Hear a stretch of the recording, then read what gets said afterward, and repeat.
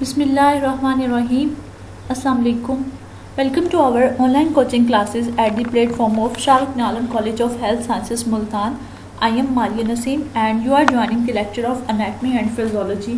जैसे कि आप जानते हैं कि हम लोग चैप्टर पढ़ रहे थे ब्लड, जो कि फिजियोलॉजी का बुक के अकॉर्डिंग चैप्टर 5 है।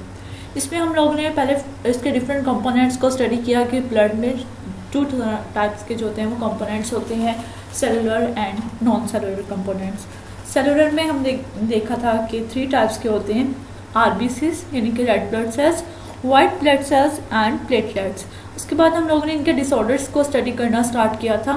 फर्स्ट जो आरबीसी से रिलेटेड है, इम्पॉर्टेंट है, जो बहुत anaemia exam point of view से भी इम्पोर्टेंट है और वाइवा के लिहाज से भी। एनीमिया की डिफरेंट टाइप्स हम लोग स्टडी कर रहे थे। लास्ट लेक्चर में हमने मेगालोब्लास्टिक एनीमिया पढ़ा था, जो कि डेफिशिएंसी ऑफ विटामिन B12 या फोलिक एसिड की डेफिशिएंसी की वजह से होता है। नेक्स्ट टाइप जो है एनीमिया की वो है आयरन डेफिशिएंसी एनीमिया। इसमें हम देखेंगे कि आयरन डेफिशिएंसी एनीमिया होता क्या है, इसके कॉजेज़ क्या होते हैं और ट्रीटमेंट क्या होता है और क्यों होता है ये, मतलब इसको इफेक्ट क्या होता है बॉडी में। इंट्रोडक्शन अगर हम देखें तो हम कह सकते हैं iron deficiency anaemia usually refers to a condition in which our body has a lower than normal number of red blood cells, यानी कि हमारी बॉडी में उतने रेड ब्लड सेल्स नहीं होते जितने होने चाहिए। उसकी रीज़न क्या होती है, डेफिशिएंसी का मतलब होता है कमी होना। उसकी वजह ये होती है कि हमारी बॉडी में आयरन की कमी होती है। आयरन की कमी से हमारे आरबीसीज का क्या ताल्लुक है, अपने उनको अगर याद हो, हम लोगों ने लेक्चर में डिस्कशन की थी हीमोग्लोबिन की स्ट्रक्चर की, कि हीमोग्लोबिन जो होता है हमारा बॉडी का ऑक्सीजन कैरिंग प्रोटीन होती है। उसका मेन स्ट्रक्चर जो होता है ये एक प्रोटीन नेचर होती है। उसका जो मेन एटम होता है, मेन स्ट्रक्चर होता है, उसके अंदर था आयरन मौजूद था। जब आयरन ही अवेलेबल नहीं होता तो हीमोग्लोबिन बनेगी ही नहीं, और जब हीमोग्लोबिन नहीं बनेगी तो हमारे जो आरबीसीज हैं बॉडी के, उनकी ऑक्सीजन कैरिंग कैपेसिटी जो है वो बहुत लो हो जाएगी।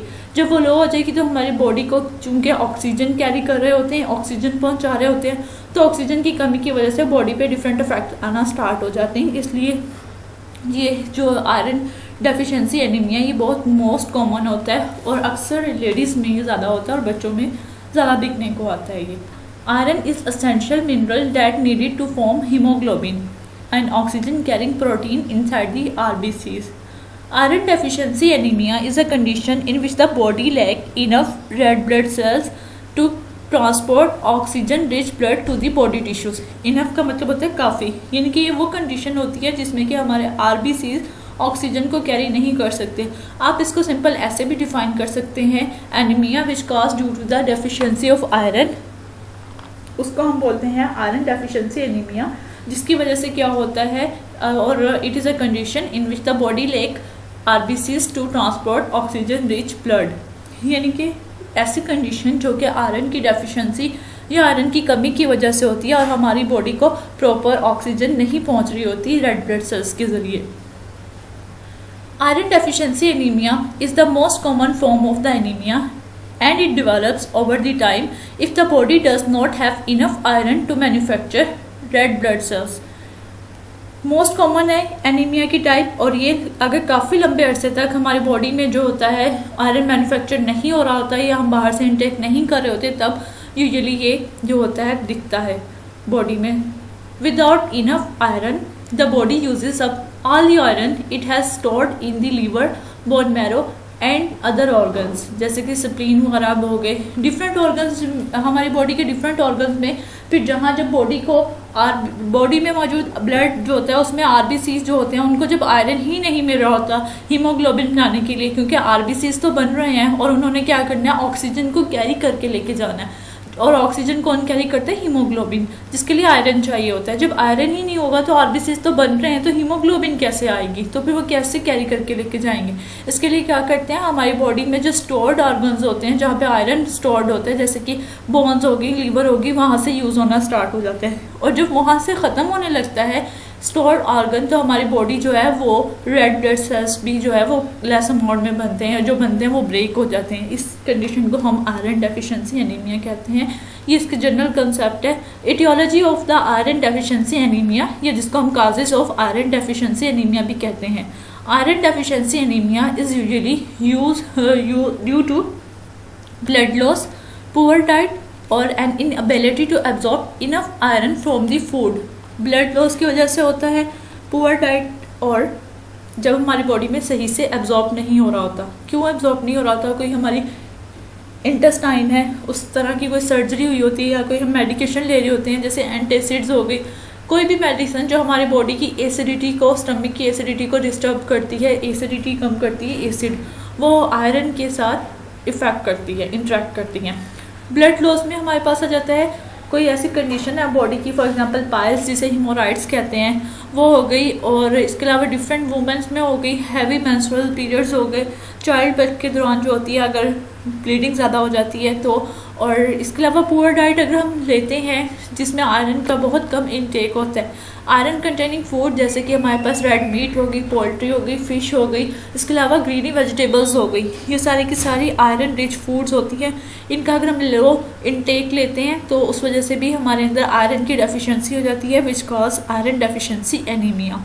During some stages of life such as pregnancy and childhood, pregnancy में मोस्ट कॉमनली हो जाता है फीमेल्स को, एंड चाइल्डहुड में. क्लिनिकल प्रेजेंटेशन यानी कि साइन एंड सिम्टम्स क्या होते हैं? यूजुअली तमाम एनीमिया में तकरीबन एक जैसे साइन एंड सिम्टम्स होते हैं, लेकिन आयरन डेफिशिएंसी के अंदर जो इसको स्पेसिफाई करते हैं कि क्या है, एक तो ये होता है कि ब्रिटल नेल्स हो जाते हैं, यानी कि नाखून टूटना शुरू हो जाते हैं. Cracks in the side of the mouth, जो हमारे लिप्स है इसके बाहर की तरफ क्रैक्स आने लग जाते हैं. पेल स्किन, नाखूनों का, हमारे पाम का जो कलर है और पूरी बॉडी का कलर पेल होना स्टार्ट हो जाता है. टायर्डनेस, थकन बहुत ज़्यादा फील होती है. डिजीनेस या लाइट हेडनेस, चक्कर आते रहते हैं, धुंधला दिखाई देता है, ऐसा लगता है हर चीज़ घूम रही है. Severe iron deficiency anaemia can cause, जो बच्चों के अंदर है ये उनके डेवलपमेंट एंड ग्रोथ को जो होता है वो इफ़ेक्ट कर सकता है, और एंजाइना कर सकता है. एंजाइना चेस्ट पेन कर सकता है. एंजाइना क्यों होता है? Because of the deficiency of oxygen. जब ऑक्सीजन ही हार्ट मसल्स को ठीक नहीं मिल रही होगी तो क्या होता है? चेस्ट पेन स्टार्ट हो जाती है, वो आर्जी तौर पे जो होते हैं उनकी डेथ होना स्टार्ट हो जाती है. नेक्स्ट है ट्रीटमेंट कैसे करते हैं. ट्रीटमेंट किसी भी चीज़ का दो तरह का होता है, non pharmacological and pharmacological treatment. Non pharmacological treatment वो होता है जिसमें हम मेडिसिन्स नहीं देते और ऐसे ही ट्रीट करते हैं. फॉर एग्जांपल अगर किसी पेशेंट को एनीमिया हो गया, उसको हम मेडिसिन्स तो देंगे, लेकिन उसके अलावा हम उसको रेकमेंड करेंगे कि आपने जो है आयरन रिच फूड जो है उसका इंटेक ज़्यादा करना. और वो कौन कौन सी होती हैं डिफरेंट, जैसे कि मैं पहले बता चुकी हूँ, मीट हो गया, फ़िश हो गई, पोल्ट्री प्रोडक्ट्स हो गई, और इसके अलावा ग्रीन वेजिटेबल्स होगी, एप्पल, एप्रिकॉट, इस तरह की जो चीज़ें हैं, ये जो होती हैं, स्पैनिच हो गई, ये तमाम की तमाम आयरन रिच होती हैं. इनको मैक्सिमम यूज़ जो होता है वो रिकमेंड किया जाता है. और अगर हम फार्माकोलॉजिकल ट्रीटमेंट देखें मेडिसिन्स का, तो आयरन सप्लीमेंट देते हैं. लेकिन आयरन सप्लीमेंट में कौन कौन से होते हैं? फेरस सल्फेट, जो आयरन इसमें हम फेरस सल्फेट रेकमेंड करते हैं. 250 mg जो है 3 मंथ्स के लिए लिया जाता है डेली की बेस पे. और इसके अलावा बाद में 3 मंथ्स के बाद पेशेंट की कंडीशन को चेक किया जाता है, और इसके अलावा फिर फर्दर 3 मंथ्स के लिए दिया जाता है, यानी कि इसका ट्रीटमेंट 3 to 6 मंथ तक चलता है आयरन डेफिशिएंसी एनीमिया का. इसके अलावा अगर कुछ पेशेंट जो है ओरली आयरन नहीं इंटेक कर सकते, वो टैबलेट्स नहीं ले सकते, वो एलर्जिक हैं, उनको कोई इशू है, तो क्या होता है फिर हम आयरन डेक्स्ट्रॉन का इंजेक्शन जो है ये पेरेंट्रल, वो उनको रेकमेंड करते हैं. 50 से 250 mg तक का होता है, वो IM यानी कि इंट्रामस्कुलर लगा दिया जाता है. ये इसका फार्माकोलॉजिकल ट्रीटमेंट था. लेकिन फार्माकोलॉजिकल ट्रीटमेंट जब आप लोगों ने करना है पेशेंट को, तो उसकी काउंसलिंग करनी बहुत ज़रूरी है.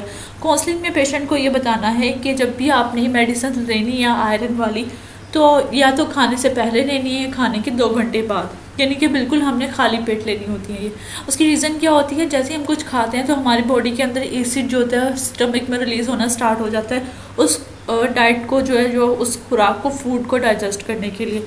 और ऑफ कोर्स जब डाइजेस्ट करने के लिए एसिड बनता है तो वो इसके साथ इंटरेक्ट करेगा और इसका असर जो है वो ख़त्म हो जाएगा. इसलिए जो है आयरन फूड जो होती है, फूड से जो होती है वो हमने लेना है 1 घंटा पहले लेना होता है या 2 घंटे के बाद लेना है. और इसके अलावा कोई ऐसा पेशेंट जो लीवर डिजीज़ है या कोई और डिजीज़ है, उसको भी हम जो है बहुत कॉशन के साथ रिकमेंड करते हैं. और इसके अलावा कोई ऐसा पेशेंट जिसको ब्लड लग रहा है, उसको आयरन हम नहीं रिकमेंड करते हैं उसके अंदर भी ये सारी की सारी चीज़ें हैं जो कि आयरन सप्लीमेंट स्टार्ट करने से पहले देखना होता है। Thanks for watching the lecture. That's all about the anaemia, iron deficiency anaemia.